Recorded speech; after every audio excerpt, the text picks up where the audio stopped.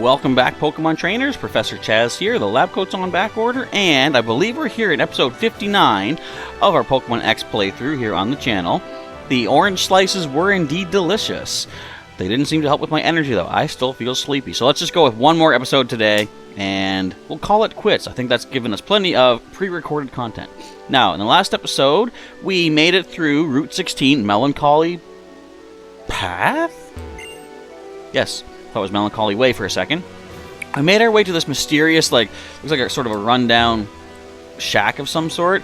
What could this possibly be? The mystery will be solved today. But before we go and check out what's inside, we gotta do our team recap to show you who is working on our team right now. Everyone's in proper order, level-wise. So leading the way right now is Scales, our Shelgon, at level 42. He is an impish Pokemon with the Rock Head ability, and leftovers, the held item healing back HP during battle. We got Shadow Claw, Zen Headbutt, Bite, and Protect to use during battle. Next is Axel the Roserade at level 42. He is a calm-natured Pokemon with Poison Point for the ability. We've got Black Sludge as the held item. We've got Venoshock, Giga Drain, Stun for Worry Seed for the moveset.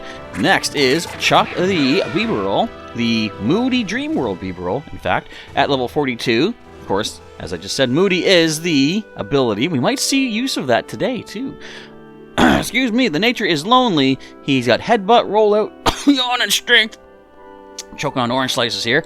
Next is Springer, our starting Pokemon here in Kalos at level 43. He has the Torrent ability. He has a Lonely Nature. He has the Splash Plate, held item to power up Surf and Water Shuriken. Also with Cut, and he learned Substitute in the last episode, which could be very useful. Next is Caliburn the Blade at level 43. He is a brave, no-guarding, double sword monster creature, holding Eevee Light to boost the defenses. And look at the physical, 145 physical defense. That's about, what, 72 on top of that. So we're looking at 217 physical defense, I think? Not bad. Shadow Sneak, Power Trick, Night Slash, and Swords Dance for the moves. And next up, and last but not least, of course, is Sailor, our Unnovan Musharna at level 43. She is a relaxed Pokemon. Can't you just tell by the look on her face right there? She has the ability of Forewarn. Moveset is Psybeam, Nightmare, Yawn, and Moonlight. I'm stumbling all over my words. Good thing this is our last recording for the day. The Fishing Shack, a life of fishing is a happy life. Is that so? I've talked about fishing before, and it wasn't a super great experience. Not that it was really a negative experience. I just don't like sticking fish hooks through things' eyeballs. Hey there, traveling trainer. You look like someone who'd be interested in going fishing to find some underwater Pokemon. I just so happen to have a spare rod right here. We already have one. What do you say? I'll take another one, I guess. The Superior Rod. That can find Gyarados'.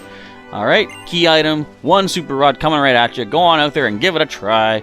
Did I pick up the good rod already? If I did, I don't even remember it. I did. Okay. So we have, I believe, old rod. Yep, good rod, super rod. I'm not going to use them. At least not yet, unless I have maybe a grinding montage and I want some fish. Ever heard of consecutive fishing? Well, this could be interesting. It's when you successfully reel in a Pokemon multiple times in a row. It just so happens that I'm a consecutive fishing pro. They call me the General. My current best is 7 times in a row. Pretty impressive, huh? I tell you what, if you somehow manage to beat my record, I'll give you some dive balls. Nice. You can probably just buy those. But, a challenge is a challenge. How can you turn down a challenge if you're not me? If you're me, you can easily turn down that challenge by saying that's not really a priority of mine. But, so what exactly, how does it work? I know it has something to do with, it increases your chance of, finding shiny Pokemon. Just when I thought I lost the biggest catch in my life, you show up. An even bigger catch, I'd say. You're not taking me home in a bucket of water. Let's just say that. Now, if you had Nesquik, I do enjoy Nesquik. You might have something there. What did you send out? I wasn't looking. That's nothing to really fear. Shadow Claw it up. I should try Zen Headbutt, too. But it's something to do. Wow, you got some defenses. Ooh, and Magnitude. Physical. Really? You're going to try Physical on my Shelgon? That still did okay. It's something to do with... I know having a Pokemon with suction cups, like Octillery, has some sort of effect on the consecutive fishing. And If anybody knows the exact details, please let everybody know in the comments, because obviously you'll know more than I do, because I know pretty much diddly bupkis. But it's something to do with getting the same species, and every time you do it, I think your shiny chance increases to at least a certain level. Magnitude 4! Uh-oh. The lower the number, the less power. Did that do 4 actual damage? Come on, Whiscash. You're supposed to be able to predict earthquakes. Is that not the thing? Is that not the thing? There's something to, like, I think it's in Japanese folklore, where certain kinds of fish, like a Whiscash, can predict when there's, if not an earthquake, then some sort of natural event. Am I making this up? Am I super sleepy, scary face? Excuse me, what are you trying to pull here, Scales? Let's just take a look-see. See, scary face would be good as far as trying to get flinches, but I don't really think we need that. Level 43, you're trying to learn a scary face, really? Okay, we don't want that. I think we're good. And, of course, we do have the Madam Reminder for if we do want to get that back. I may keep losing the big catches, but I won't let it get to me. Persistence is key. Clef key, by any chance? Alright, now, we want to try to deal with all these fighters. Fishers, I guess. Fishing is my life. Pokemon are my life, too. I guess that means I have 2 lives. Haha, lucky me. I just like to take it easy. I had a crazy thought. I find myself nowadays when I'm sitting around, I'm coming up with random movie ideas, and oh, I can't surf. I was going to pull a little tricky maneuver and surf over to that guy. So, I have a few ideas for movies that are just like random thoughts. I'm not going to say everything, because if it ever so happens that I manage to, sell one of my ideas to a movie studio, then I want to make sure I have the credit to myself. But one thing that kind of came to mind, you know the expression, a cat has 9 lives? What if the cat, like say a cat is born with 1 life, but it can somehow obtain extra lives if something around them loses their life? Like let's say there's a cat walking down the street and somebody steps on a bug. What if that bug's life goes into the cat, and that's now its 2nd life? So these cats, like, these creatures, whatever, they live on inside the cat. But what if one of the creatures, or one of the lives that it takes, is like some sort of really sinister, evil guy? Like, say, a big criminal boss. What if the cat becomes a criminal boss? There could be so many crazy things that could happen from there. And then, of course, naturally what would happen next is the detective, the high-ranking detective that is trying to track down this boss, because of course the cat is still putting out the phone calls and like setting up all the illegal operations and such. What if the detective then gets crushed by a safe or a piano? It could be either or, and the cat is nearby. What if the detective goes into the cat? So now both the criminal and the detective are in the same cat. Does that just blow your mind? Wouldn't you spend top dollar movie ticket prices to go see something like that? You wouldn't. Maybe I don't have the right idea in mind. But you know what? Half of that I just made up on the spot. You could blame the delirium from it's nearly midnight. I'm a water type? They soaked me. I mean, it's not bad if you have nothing but water moves to hit us with. But we no longer have stab on our grass. I think we could still probably hit you pretty bad, though. Our special attack is amazing. Down it goes. But you know what? It was funny. As I said, I made up half that cat movie story idea on the fly. But as I was saying it, I'm like, this actually sounds interesting. I wouldn't have any clue, full plot-wise, whatever. What I can do is tell you an idea I've had bouncing around my head for quite some time.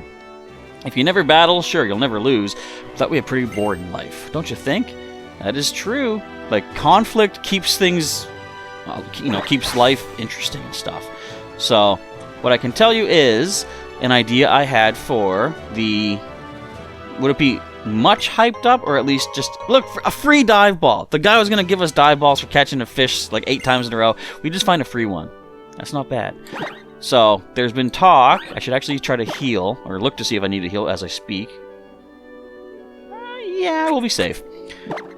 Who here is familiar with the video game series known as Five Nights at Freddy's? Please, show of hands in the comments. There's talk of there being a Five Nights at Freddy's movie at some point. Now, you know, I'm not a Hollywood director. I'm not a big wig in the movie industry, but I know what I find interesting. And having seen a lot of the Five Nights games, I have some pretty cool ideas on how they can incorporate a lot of stuff into the one movie.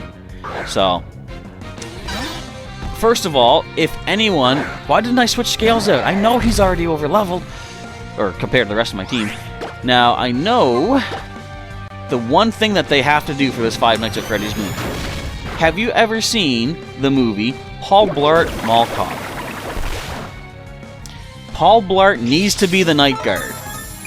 Just, as far as story goes, it has to be him. There can be no other actor, character, whatever.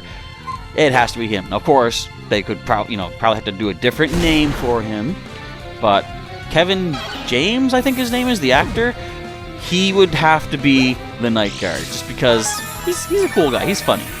Now, of course, to make sense of the title, it would have to be like 5 nights in the movie. So the first night, he's given the heads up about, oh, just watch out for these animatronics. They tend to move around at night and blah, blah, blah, blah. We all know. This could be potentially bad if I don't knock you out. So it's potentially good with a critical Zen headbutt. Thank you, goodbye. Headbutt right into your intestines. That's what that black swirl is, And that's it?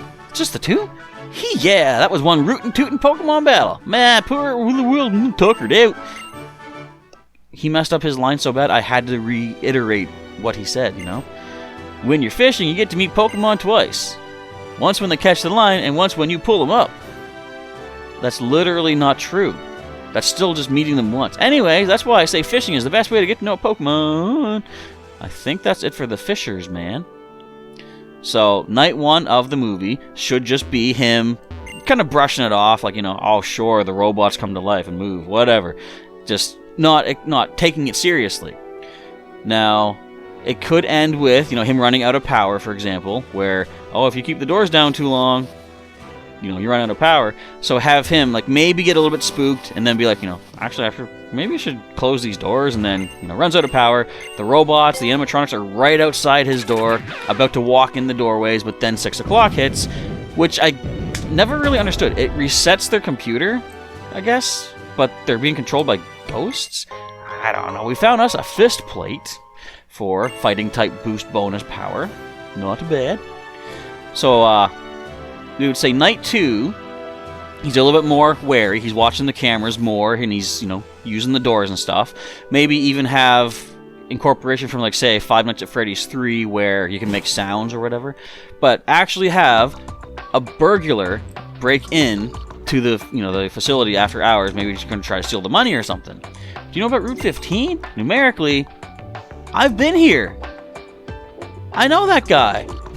He's the dumb guy that thinks we don't know numbers. We're back in Lumio City. See you later. So now we know we can get back here. So let's go back towards the Lost Hotel. Actually, let's go back to Little Green Mill Town so we can heal up and use that as our base of operations. So, this burglar that breaks in, the animatronics get, in the way that you're thinking. Yes, they do what they do to the night guard in the games to this burglar. And Paul Blart watches it, either in person, because you couldn't have a character just sit in the office the entire movie. He would have to be, moving around and stuff. But he could observe this happen, and then he clues in and he realizes, okay, these animatronics, they actually are a serious threat. And he tells his employer, his boss, the next day what happened, and the boss just kind of shrugs it off, oh, those wacky robots, and nothing's done about it. So that's when the guard realizes, okay, I'm on my own here, and you say he goes to the police or something like that, they don't believe him, whatever. So he knows I am the only one to protect myself. But he's got to have a kid, we got to have a kid here, so. The kid eventually finds out what's going on. Maybe they've heard stuff from their friends about mysterious things going on, and their father's experience kind of confirms it. So now the youngster, the child, is like, I have to keep an eye out for Dad to keep him safe.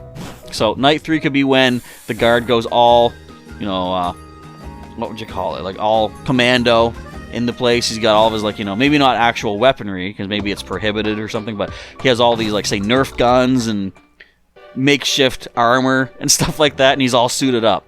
So, and what was I going to say? In the end, the other big plot that I have, or big plot point that I would think would be cool, would be...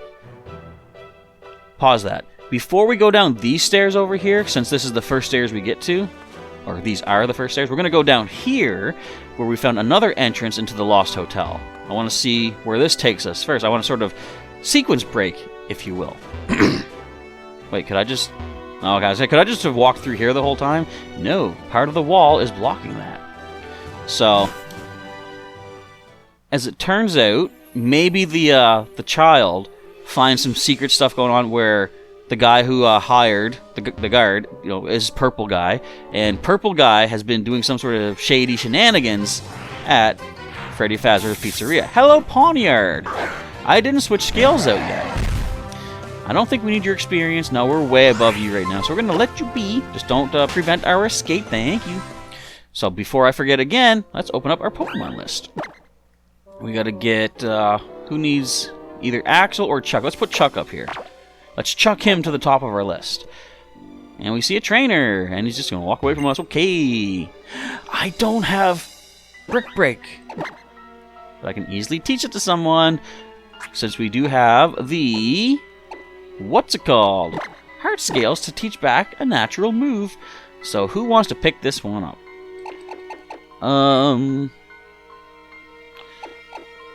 We have Protect TM, so I'm going to replace Protect. Have we even used Protect once? I think we did when we were fighting Serena's Absol, maybe. Okay, which move should be forgotten? Let's forget Protect, as I said. We can reteach that anytime. So, Purple Guy is discovered as being some sort of, like, you know, bad guy in the movie. And, you know, maybe they find out that, oh, you're the one that caused, you know, the spirits of the children to inhabit the suits or whatever. So, when that's discovered, this would be like, say, on night 4, or maybe night 3, I don't know. The Purple Guy jumps into the Springtrap suit for some way to protect himself, and of course, as we know, Springtrap springs the trap, and Purple Guy is gone. But, of course, the suit somehow keeps him going, keeps him alive, or his spirit maybe gets trapped in Springtrap, so that on the final night, it comes to life and wants to, like, you know, get revenge, I guess. Like I say, keep the secret so that he doesn't get in trouble, but he's already gone. So I don't think he's gonna go to jail. But just to get revenge for, you know, oh, I'm gone now, I'm gonna get you as well, you little child, and your dad too, because he was here maybe. We're going to go for the straight up headbutt and flinch this thing. We are quicker, okay. But in the final part, oh wait, Moody. Special defense goes up sharply. Attack falls. That's not what I wanted, but it's still cool because you never know what you're going to get. Okay, we're going to see another turn of Moody. I want to see what we get. Our defense is going down. So, the last part of my idea for accuracy rose, defense fell, for the movie would be... Wait, 70... 80. I think strength will take you out. Would be all the animatronics are now coming after the Night Guard because, well, first of all, the animatronic would have to see the guard and their child interacting at some point just to see how childlike the Night Guard is. You know, like we would need the Night Guard to be. I say we like I'm part of the script writers, whatever. But we as the audience would need to have the Night Guard be somewhat childish because, you know, at heart, those of us who kind of, you know, follow the games and stuff, I think we're all a little bit of the child at heart. So we need the guard to be our surrogate. You know, we always need, they say, Super Fang. Do I? Or don't I? I'm going to say I don't. Maybe we'll get that later. That could be useful. But for now, I think we're good with what we got. But you, like they say, to make a movie successful, you need a character that the audience can feel like they are. Where, say for example, you're in a sci-fi world with a bunch of like laser guns and like, you know, beam swords or whatever. You need someone who is a fish out of water in that world that we can feel like we are. So they learn stuff and we learn through them, you know, vicariously as they pick up new information. We're gonna switch our Pokemon because I think we just leveled up. So Axel is the last one that we need to level up, but we have to do a Paralyze heal, I believe. Where are they at? Right here. Alrighty. Now, of course, the final thing in the movie would be the night guard, the child, you know, getting cornered by the animatronics. Am I stuck? No, I'm not. There we go. A little bit of lag. All right. So, in the end, Springtrap is going to get rid of the guard and the kid. But since the guard, like I say, would be child at heart kind of thing, the animatronics never want to hurt children. That was the main thing in the whole story of the games. So they would actually side with the night guard because he is like a big child. So they would fight against the purple guy in Springtrap. We just picked up a TM for Fling. Nice. Throw your item at another Pokemon and it'll catch it and hold on to it. You can throw something nasty at an opponent, or you can throw a berry or something to an ally in a double battle. I'd never considered flinging to your own teammate. That would be interesting, because there are some berries that actually boost your stats. That could be a thing that you could try to fling. Hey! It's Witwicky! Our Litwick from Gen 5. He's in the PC somewhere. He's hanging out. You're level 38. You're actually worth experience, but I'm going to leave. I'm going to see if I can get my level up through the trainers, which I'm sure I can do, because I think there's at least one more trainer in here. Spoilers, there are several more trainers in here. There's also garbage. It's a trash can. Oh, wait a minute. If you see one of the trash cans shaking, there's something in there. We have another Witwicky. Okay, very cool. So, some references that there could be from the Five Nights series in this movie. At one point, like say after Night 2, when the Night Guard sees how dangerous that these animatronics can actually be when they take care of that burglar, that night, he could go home and have nightmares of the animatronics coming down the halls to his bedroom, much like Five Nights at Freddy's 4. My buddy was putting on the whole bad guy act, so I copied him and ended up like this. It's not too late to change, man. You can turn your life around. Get some self-help. Skunk Tank? What are we going to do with Skunk Tank? Poison Dark. The only weakness they have is ground. This might be a job for... Who? I think probably Chuck. That might be our best. We're gonna go Chuck. Yeah, let's chuck him into battle. The Moody could come through indeed. Can I teach? I think I had one of my Bibarel in the main series at one point having Bulldoze? Wait, do we have the Bulldoze TM here? Okay, hang on. Special attack rose sharply. Speed fell. And I think defense fell by 3 stages. Was that acid spray this thing just used? Let's yawn actually. Start off sort of defensive-ish.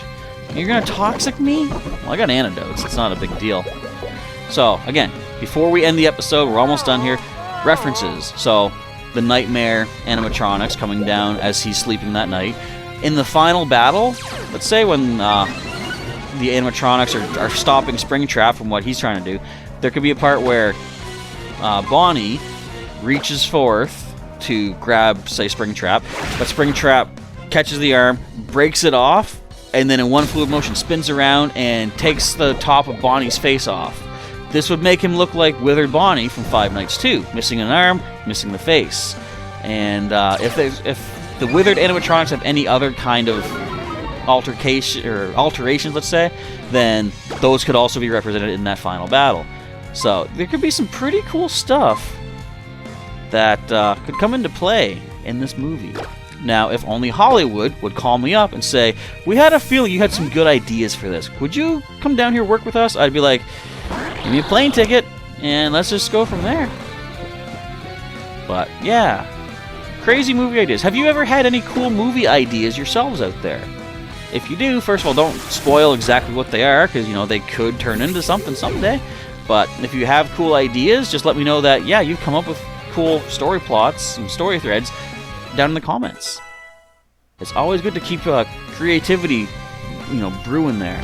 We got another one of these coming in. Oh, I no longer have substitute. I do have substitute. I no longer have grass knot. Let's see what substitute can do, though. It's going to take 25% of my HP, which is fine. Oh, wait. Taunt still works? That's not exactly sound-based. Either way, we have nothing else other than, you know, offensive attacking moves, so that's not a problem. Let's see, Surf doing a good 55%-ish. A 2-hit KO, indeed. And Swift, does it break the sub? No, it does not. Substitute is great. My phone alarm's about to go off to remind me, feed my Pokemon in Pokemon Go. I'll take care of that, because we're pretty much done here. I love how they always have to... Substitute moves away, the Pokemon jumps in, attacks... jumps in. You know what I think? If you use a multi-hit attack, though, say like Water Shuriken, I think it swaps in and out each time, each Shuriken that you throw. I want to try that in the next episode. Can't try it in this episode, because this is the final battle for today. If only I were as strong as you, I could have pulled my friend out of this dirty world, and we could have been rising stars together again. Again, no time like the present to change your future for the better. Life advice. Anyway, that's going to be it for today's episode of Pokemon X. Thank you folks for watching. If you enjoyed it, feel free to click that like button down below, and if you want to see more Pokemon X content, there's a link in the description to the full playlist, and you are more than welcome, also encouraged, to share this, either the video or the playlist, across all social media to see if anybody else wants to check out some Kalosian adventures here on Professor Chaz's channel. But if you want to see more similar content to this yourself, feel free to subscribe to our channel today if you're not yet subscribed, and click that bell button to get your notifications when new videos are coming up here on the channel. You can also click the join button, see what perks may be available if you do support the channel through sponsorship, and the 2 different tiers we have set up. Whichever one appeals to you the most, feel free to sponsor through that tier. Alright, that is it. I'm going to finish up, and I can finally go get myself some rest. It's been a long day. Thank you folks for watching. Professor Chaz is now signing off, and as always, I'll catch you next time.